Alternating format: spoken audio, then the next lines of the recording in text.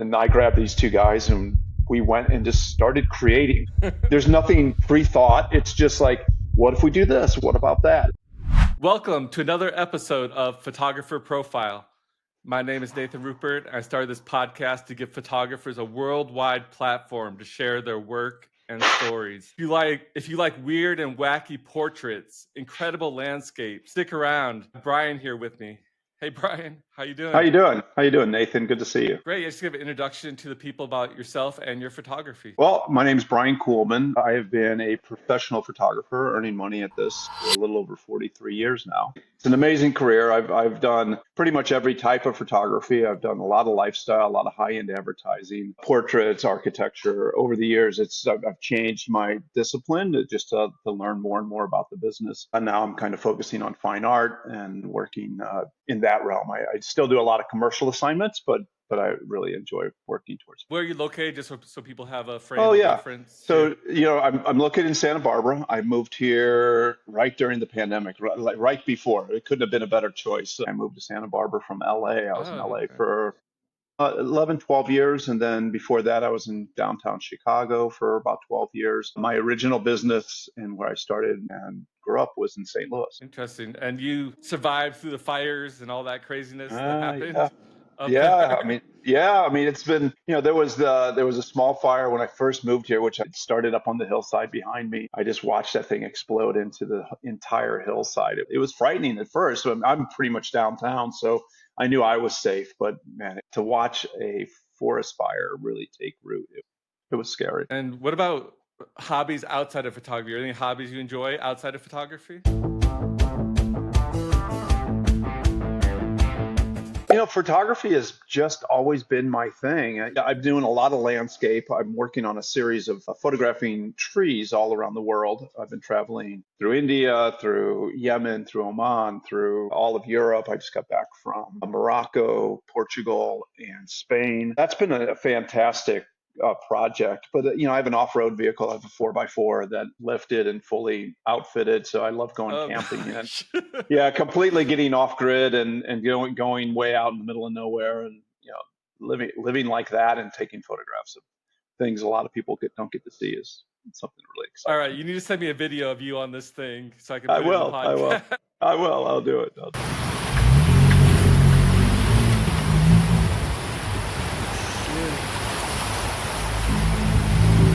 Okay, well, let's not keep the people waiting here. Let's get to your Yep. picture showcase. I picked one of your photos you sent me. Let me share my screen real fast. Great. This definitely reminds me of a crazy LA Hollywood party or something Yeah. like that. One of the things that I'm hired for a lot is doing high energy lifestyle. A lot of this happens to be for Tsingtao, the beer company, Japanese beer. The reason why I was hired is because I like just to go all in and have a lot of fun. When we did our scout on this property, I saw this fountain and I literally jumped in with all my clothes on. Cannonball! And kind of framed it up to show the creative director. I couldn't believe I did it, but I said, this is what I'm going to do with the talent. I'm going to make them get in with their clothes. They loved it and thought the idea was really great. I think a lot of lifestyle work, they don't really feature the brand up in front. So you can see there's a space on the lower right of the image that they'll drop in a hero shot of the bottle down there. So you'll know what brand it is. And one talent on the far left of the frame is actually holding the bottle. That's the product shot that we did. Did you tell her to stick her tongue out? Like No.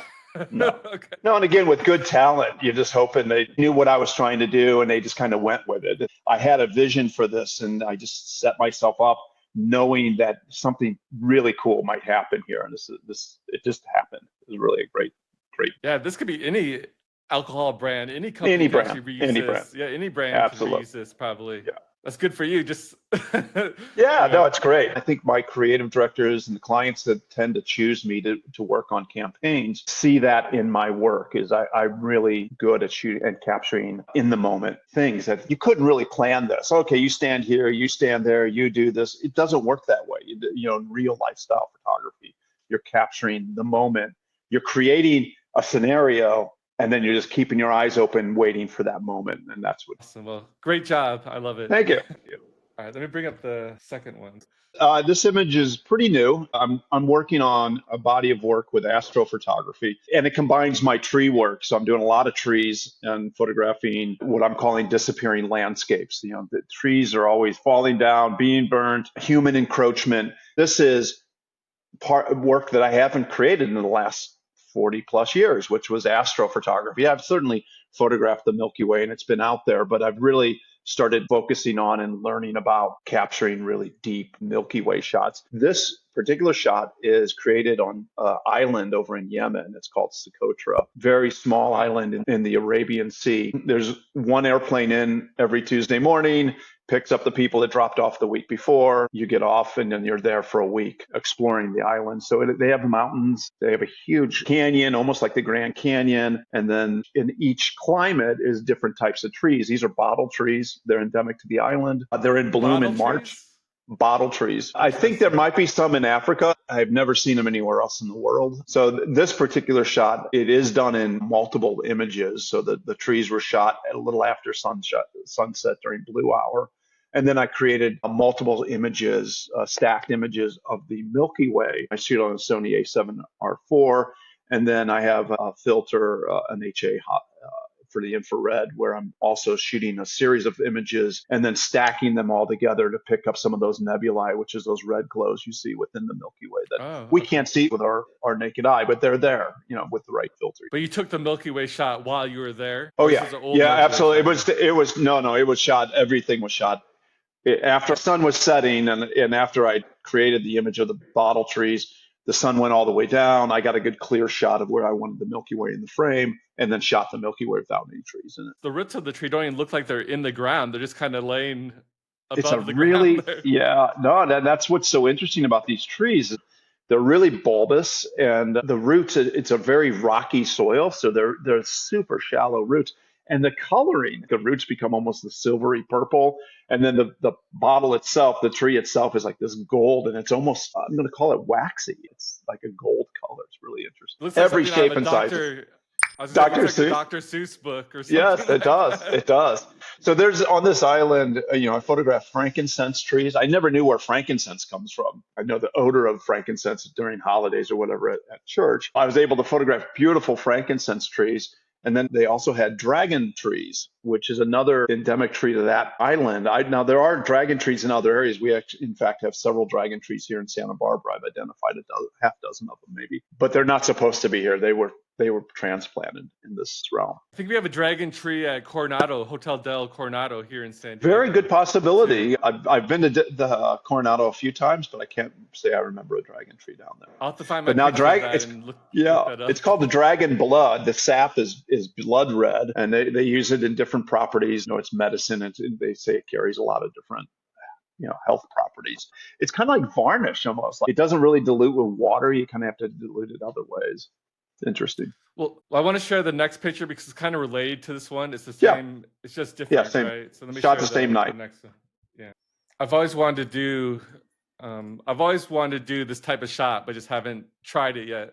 Yeah. Myself. Star Trails. So this was created the same night that I shot the other one. I travel with two cameras usually. I set this camera up on a remote, and basically it was doing a 30-second exposure for, I think, 3.5 hours, maybe 4.5 hours. Wow. You sat there the whole time? I had it on a tripod, and then I wandered around. I have a whole nother body of work I was working on. There's nobody on this island.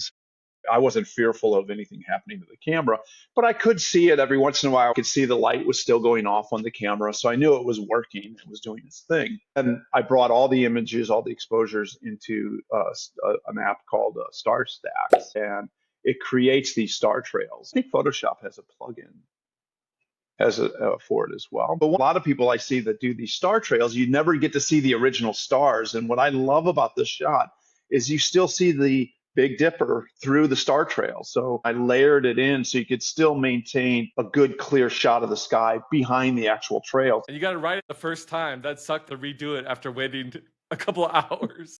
Yeah, it was, well, by that time the sun was coming up. So, you'd have to wait until the next night. to actually recreate it if you screwed up. Did you see any really cool animals that are like native Yeah, to that I mean, island? the only animals that roaming around are cows and goats, and it was a new moon, so you couldn't see your hand in front of your face. So I'm sitting down getting the Milky Way, and then I could hear crunching in the. Yeah, I'm like, oh my God, what's coming? Because he couldn't see anything. You hear something walking towards me, and then at the last moment, I would turn on a flashlight or I had my headlamp on, and sure enough, it was a goat or a cow kind of wandering around in the wilderness. Not too scary. Oh, but it was scary. What do you mean? It's always when you can't, when your vision is completely taken away, when you can't see anything. It is a surrealistic moment. Everything else is heightened. Your sound is heightened. Your awareness of everything is really heightened. Yeah, you're in your own little horror movie. It really is. It is a heightened awareness. There's a certain rush to it. Before we look at your next picture, I'm going to throw a question at you. All right, great. I love throwing random questions at people. All right, great. So you've been shooting for a long time, right? And let's say someone's watching this podcast, they're a beginner, they want to get into landscape or portrait or like high fashion photography. What kind of advice would you give them starting out in this day and age? I mean, the first piece of advice is just keep shooting. This is a practice. It's always push yourself to make mistakes because there's no other way to learn. You can read a book, you can look at my pictures and say, I want to do that. But until you try and until you go through the process and until you really do that, you're not going to learn. And then beside that, value your work. Don't give it away. We are like a dentist or a lawyer. We can only bill our time. There's editing, there's the pre-production to make sure the shoot goes the way you want it to go. There's the scouting. There's a lot of time invested, and that's all valuable, and that's what you should be doing is billing by the time. How I learned, I was president of ASMP for the Midwest chapter. I joined organizations like APA, the Advertising Photographers of America, ASMP, which is the American Society of Media Photographers. I joined those and got involved and got to know the working professionals. And that's how I learned how to do business as a photographer. Not just shoot, but to do business, you have to talk to others who are doing business and making. Yeah, make sure you get those model releases signed, everything. All that. It's a business. It's a business. Yeah. It's a business. Yeah. All right, let me bring up your next one. You have a lot of interesting characters in your photos. Yeah. This is one of my favorite photographs. Yeah. So this is in India. I photographed this. I think it was 2017 when I traveled through India, photographing trees through India. But I also was doing a series of portraits. I was really in the mode of anybody I met, I would create a portrait. I was traveling with my partner at the time and our 7-year-old. What I would do is in the morning time while the child and she was sleeping, I would go out and meet people and photograph and do a series of portraits. This guy, I'm in a tunnel. So if you could imagine, my back is pressed against a wall that looks just like his wall. It was this tunnel that led into, I think this is Jodhpur, the pink city in India. So I'm walking through this tunnel. I see him sitting there. He has these baskets in him. I didn't know anything about the baskets. I'm like, wow, what a great face. And to communicate it, I don't speak the language. He doesn't speak my language, but I showed the camera and I'm like, can I do your portrait? And he nods his face. And I'm like, oh, great. Okay. So I kneel down and I push myself as far against the wall because I have to get back. I'm shooting a 35 millimeter lens on my camera. And then he takes the lid off the basket, which I'm like, okay. And out pops this cobra. And I'm like, oh my God, I couldn't get back any further. I'm like, holy shit, this thing is right in front of me. And before I could do it, the second one popped out. I was petrified. I mean, I was drenched in sweat. I mean, I'm sure this guy saw the fear on my face. I was probably ghost white, but I got a beautiful portrait of him. Wow. And I mean, it was crazy. They seemed totally chill. The snakes didn't seem aggressive. I wouldn't be here if they were really aggressive. I mean, they were so close. I mean, I wouldn't have had to move. I just would have had to reach out. I would have touched them. Because again, that's a 35 millimeter lens on this camera. So they are right in front of me. I'm sure he doesn't allow people like pet them, right? You didn't offer that. Dude, you're nuts. Like I'm pretty fearless, but I wasn't that fearless. I was not in the mood. Now I've heard, and apparently this law was in effect or was taking effect when I shot this, was they don't allow this sort of thing anymore. They don't allow snakes in captivity or people, and I'm sure people are doing it under the table, but this is being frowned upon. So it was not something I was expecting. I hadn't seen it. I had already been there for 2 weeks. I didn't expect anything like this. When it happened, it was by pure surprise. I'm surprised I focused the camera quite on. I mean, this might be almost a historical photo if they're not going to allow this Yeah. in the future, right? Yeah. People might look back on this photo and be like, wow, they actually had live Yeah. snakes. And Yeah, you know yeah. what I mean? That's Yeah, crazy. I mean, it was so creepy, dude. See them come wiggling out, like, oh, yeah, it was nuts. I'm jealous. But That's one of my beautiful lifelong portrait, goals. beautiful portrait. I mean, I've taken pictures of the cobras at the San Diego Zoo, but it's not the same as seeing it in Yeah. person on the street with a street performer. Yeah, I mean, you could see they were beautiful animals. They really were beautiful. But the fear at the moment, the utter surprise. But I still got the shot, and that's what I want. I still got the shot. And it doesn't even have like a sign, "See snakes, $5" Nothing, or something like nothing. that, right? No, nothing. Just It was random yeah. And it was really early in the morning. This was probably 6 a.m. So there was very few people out there. The city was just waking up. The restaurants were starting to make food, and it was very calm in around the city. This happened in LA or San Diego. You have about 20 influencers with their cameras. Well, so it's or interesting. the webcams taking pictures. Yeah. So I traveled through, like I said earlier, Morocco, Portugal, and Spain. I spent almost a month traveling around those countries, and I had my Sony's around my neck. I didn't have my iPhone out. Nobody would let me take their picture. They were so saturated with everybody with their phones in their faces all day long, documenting their lives. Honestly, it was really hard to get anybody's portrait. People would see me raise that camera to my face, and they'd cover their eyes, they'd cover their face, they'd duck out of my frame. They want nothing to do with it because what I think it is because everyone is doing it all day long. They're shoving their phones in these people's faces. Wow. Yeah. That's sad. It's definitely, I see a change from when I traveled in 2017. We have a couple more here. Let me go open this next one. It seems like a movie or something to me. I feel like I'm in a movie when I look at this picture.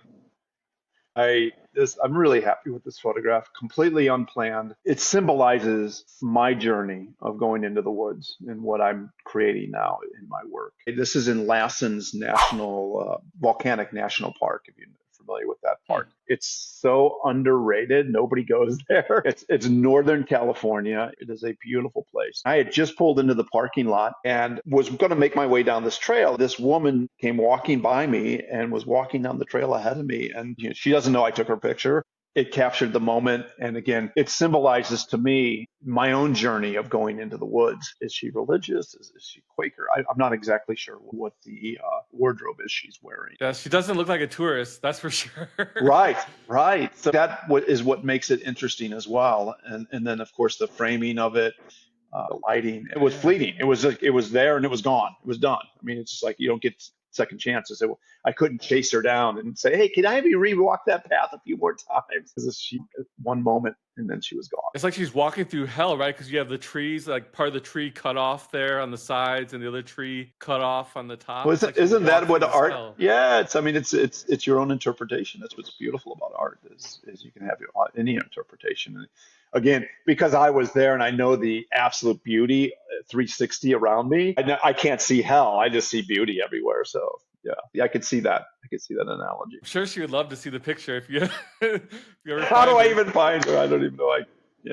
Don't know it. Again, I never caught up with her again. She disappeared around that corner and I never saw her again. I just imagine her going into the woods to think about the meaning of life and yes. All this stuff. I don't know. Again, that's what makes beautiful photographs. Everything just falls into place and it just happens. Same with those snakes. It just happened. Well, speaking of the meaning of life, yeah, you've taken thousands and thousands of pictures during your lifetime. What do you want to happen to all these photos that you've taken when you die, when you're no longer here? Have you ever even thought about that? Kind of your legacy?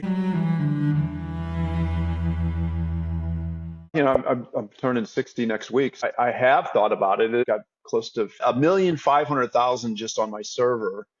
Oh my gosh. images. That's just all digital. It's my Lightroom catalog. And I've got boxes and boxes and boxes of film that I shot in years before digital came out. Whatever happens to it won't be any concern of mine. I'll be on to another realms. We know I don't know what the right word is, but we all know that artists tend to become more famous after they die than they certainly do when they're living. I hope to experience a little bit of the joy of people getting to see my photographs before I die. I appreciate you doing this interview because I love sharing the work and having people see them. Have you done a gallery showing, something like that? Oh, I've done several. Yeah, gallery shows are great. I love just getting the photographs out into the society, out in the community. I want people to enjoy them. There you go. Your legacy at least live on people who buy the prints, right? At the galleries. No, let's hope so. Let's look at some more fun photographs. This is another very spontaneous picture. Yeah. So this was created in my studio. Anytime I'm not working for someone, I'm working for myself. I'm creating work. This image, boy, I'm going to say 2013, somewhere in that area, going after commercial work, capturing a moment, capturing energy. I had two young boys living with me, my oldest children. We had a trampoline in the studio 24/7. It was always set up. People always came in. We had parties. People jumped on the trampoline. It was just a thing. So I created a whole series of work with the trampoline where we made it feel like this is a bed and she's actually jumping on the bed, but it's a trampoline, and styled the set to create that look. And then being able to go out and show art directors this, it immediately grabs attention. The original impetus for it is to land more commercial work and to create interesting, dynamic photographs. I love the color pops, right? You have yellow, you have blue, you have red, you have green, you have the rainbow. Yeah. So Jocelyn, she's my creative partner, mother of my youngest child. We still work on the tree series together. We're not together romantically any longer, but she is an amazing stylist. And to work closely with another artist who does a different discipline, that we're able to complement each other. We created a lot of work together, and her styling is always just on point. It's just a lot of fun to see what she brings to the table. And then I bring the lighting and the directing of creating what we want. I love the old school TV with the rabbit ears. Yeah, I have a whole series with that TV. I have a lot of photographs with that TV. I mean, not just this genre, but we've used it in multiple sets over the years. It's like a Punky Brewster, Alice in Wonderland mix. I don't know. And again, I love working with great artists, great stylists, great makeup artists, great wardrobe stylists, room set stylists. It was literally, you could see that's a piece of foam board, which is creating this look of it's the corner of a room, but it's literally just a 4x8 piece of foam board with an 8-foot trampoline that sits out away from the wall. It almost looks like an insane asylum. I just thought about that. You could be anywhere. So, when I'm looking at it on this screen, I'm seeing a square. I'm assuming on the video that maybe everyone won't get to see the full vertical of it. Here, let me zoom out real fast. Yeah. There we go. There's a tire. Yeah. Zoom out. Yeah. So you get to see the whole composition of the actual shot. What kind of watch is that? I don't know if I've seen a watch. Is that Swatch? It could be a Swatch, right? Yeah, Swatch. The old Swatch. Yeah. I love the creativity. I'll bring the next one here. I can say I've never seen something like this before.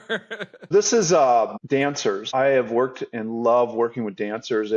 And high-end athletes that also know their bodies very well. But dancers in particular are incredibly aware of their bodies and how they look and how they work. A gentleman in LA put together this group called Cameras and Dancers. And he's a dance instructor, but also a photographer. And he'd bring photographers together with dancers and cut us loose. This happened to be on the Santa Monica Pier. And I grabbed these two guys and we went and just started creating. We don't know what's going to happen. We don't know. There's nothing pre-thought. It's just like, what if we do this? What about this? What about that? I brought a portable strobe system. So I was able to strobe light this, which gave me a look that nobody else was capturing, that I was able to create. So really it becomes me just finding that moment and clicking the shutter at the right time. You can do things that normal people have a hard time doing, like picking up someone with one arm, right? Yes. I'm glad you like that one as well. I'll zoom in a little bit, get the full effect here. Yeah. But it feels very painterly, and that's one of the things I really love, is creating images that feel painterly and feel spontaneous, but yet have a little bit deeper. There's something more going on. Their shorts or briefs or whatever are kind of the same color as their skin color too, which is interesting. It's cool. Does your son do photography? as All three well? of them do. They all do photography, not professionally. The one that's over in Tibet is studying Buddhism now. So he literally became a Buddha on July 3rd. He got his robes and became a Buddha, which total left field. Didn't see that one coming. Wow. Yeah, my youngest just graduated high school. He's been over in Spain for the last year, so he did his senior year of high school in Spain. Don't He's you have now to take a vow traveling. of chastity to become a I don't know. Buddha? I've been asking him all. There's no money and there's no sex. So I'm like, wow, dude. All right.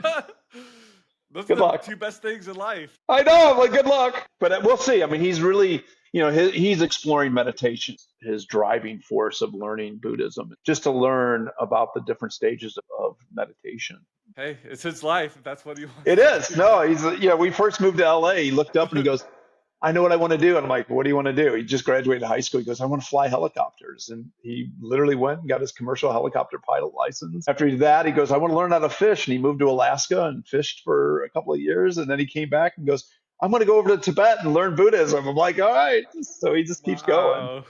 Yeah. It's definitely putting your mind in action. You Yeah. believe it, you do Yeah. it.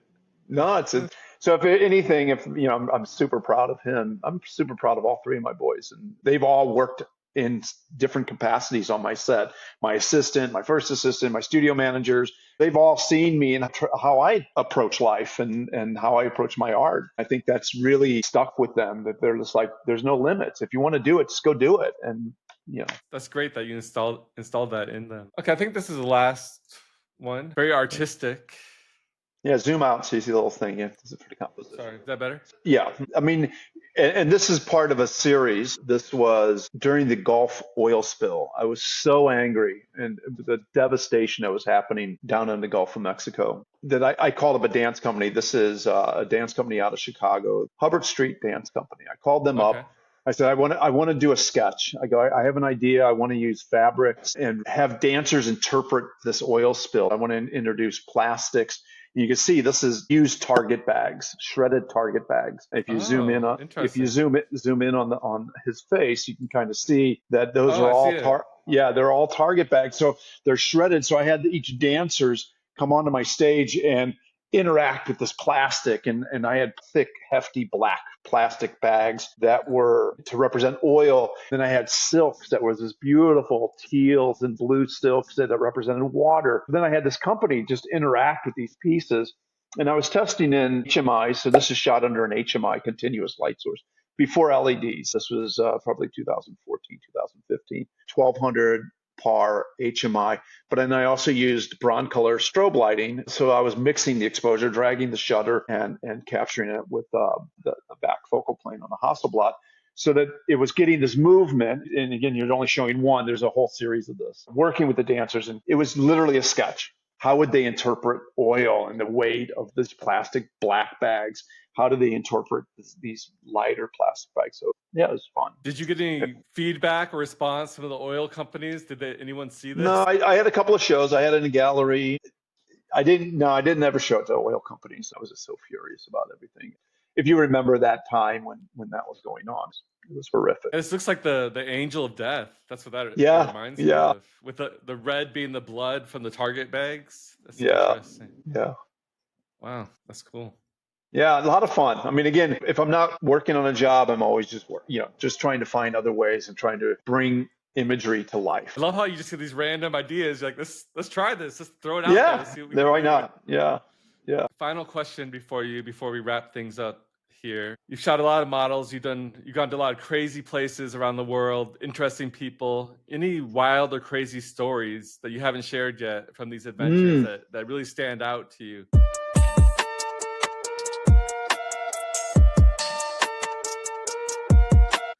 Like Oh someone my God. robbed you or something interesting happened or Knock on wood, man. I haven't been robbed. There's so many stories. My first time in Yosemite, I've heard about Yosemite, Ansel Adams, blah, blah, blah. I mean, it was like, yes, I got to get to Yosemite. Never had. I happened to be driving by during the Mariposa fire. And I'm like, oh, I'm just going to swing in. I just need to see Yosemite. And because the fire was so close, there was a camp spot available. I couldn't believe it. No reservations. And I was able to camp. 5 a.m, a park ranger came through on a loudspeaker, the fire has turned. It's heading towards the valley. We need everyone to evacuate. So everybody's like waking up, tearing all their stuff down, throwing all their stuff in the back of their cars. And then as I'm driving out, now it's sunlight. I can actually see the valley at sunrise. I was so blown away by the valley. I just stopped every 5 seconds. I would stop the car. I'd get out and I'd walk and I have a whole series because of the Mariposa fire. The fire is heavy, so you have the smoke. It's kind of like fog, but it's a different color. It's a different density than fog, a redder and a little oranger and a little bit, I don't know. There's just something about it that makes it magic. It was just, it's one of those moments that you just pinch yourself. You're like, oh my God, am I really seeing this? Is this really happening? Yeah. Well, send me some of those pictures if you have them. I'd love to see that. Oh, yeah. That'd be pretty cool. Yeah. All right. Any final thoughts? Do you prefer Instagram, your website? How do you prefer people? I mean, any which way, right? Instagram is Be Cool Photo. My website, briankuhlmann.com. Shoot me an email. That'd be at studio@briankuhlmann.com. Hit me on a DM. That would be fine. Any which way you can get a hold. I mean, this is 2025. We send up some smoke signals. I'll see them. So yeah. I know you said you were in San Diego recently, but let me know next time you're down here. We go shoot. I will, Nathan. I will. Yeah. Like yeah. I'm always down there. I love coming down. San Diego is one of my favorite spots in California. I have a client down there that this was our 15th year shooting for their campaign just down there last week. I always remember going to Little Italy. Here. Like half of my episodes are photographers from San Diego. It's a great, great yeah. No, that's certainly, I know quite a few high-end photographers. Well, thanks for showing your great pictures, and Nathan, thank you. We'll connect online here. If you don't mind just sticking around a second here, make sure everything gets uploaded. Yeah, no worries. All right, 1 second.